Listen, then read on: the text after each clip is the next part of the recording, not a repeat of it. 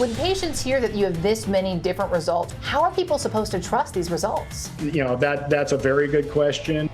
Labs across the state are using the same COVID test, but giving people different results. Now the FDA is looking into test result concerns related to the test at the center of the state's $1.7 billion COVID lab contract. We've learned the state lab reported the same results as negative, then inconclusive, while other labs call them positive. So who's right? Are people getting wrong results? CBS 13 investigative reporter Julie Watts is getting answers. I was shocked, to say the least. Tim says he only got tested because he had to travel and was blindsided by the positive result. I had no symptoms. Still, he had to cancel flights, hotels, car rentals. His co-workers and schoolteacher wife were also forced to quarantine because of Tim, even though he tested negative the next day. Once you get that label that you're positive, there's absolutely nothing you can do to change it. Following 2 negative tests from other labs, Tim thinks the state's lab gave him the wrong results. They're jeopardizing people's lives. Tim reached out after seeing our whistleblower reports, revealing allegations ranging from unlicensed lab techs sleeping on the job to incidents of contamination, swap samples, wrong results. Samples would go missing or they would be switched. The public deserves to know what's going on in their state lab. Our investigation also revealed the state's PerkinElmer Public Health Lab changed the cutoff for positive results, calling low measures of the virus inconclusive that the FDA says should be reported as positive according to PerkinElmer's own FDA-authorized COVID test. And now we've learned the lab called those same results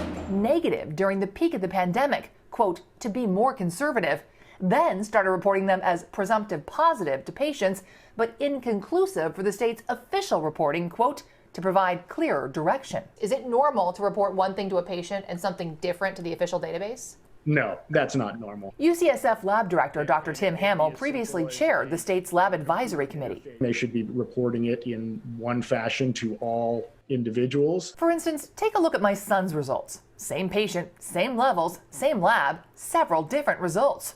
And they don't just vary within the state's lab. We found other labs are reporting different results for the same PerkinElmer test, same measure of virus. Of the 8 labs we contacted using Perkin's test, 3 say they now call low-level results inconclusive. 3 still call them positive as required by the FDA.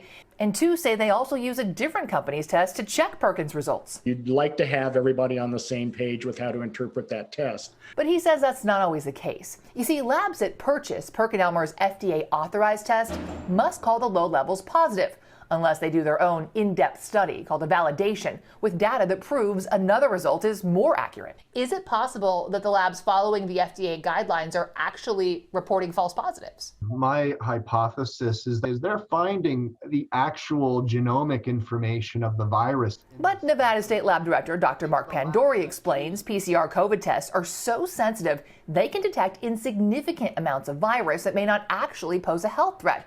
And PerkinElmer boasts its test is the most sensitive. Is the extreme sensitivity of this test potentially part of the confusion here? I would say it's the exact source of this confusion. People who are getting positive results based on that weak level have real-world consequences. Should we be resulting those as positive? As we come out of the pandemic, it's that question that we really have to grapple with.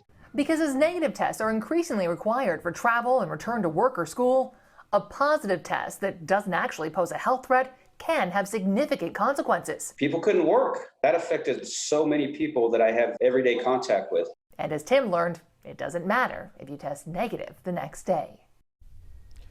PerkinElmer did not respond to our questions, but the FDA tells us they are, quote, aware of the issues raised regarding the Valencia lab and PerkinElmer test result concerns and are looking into this issue.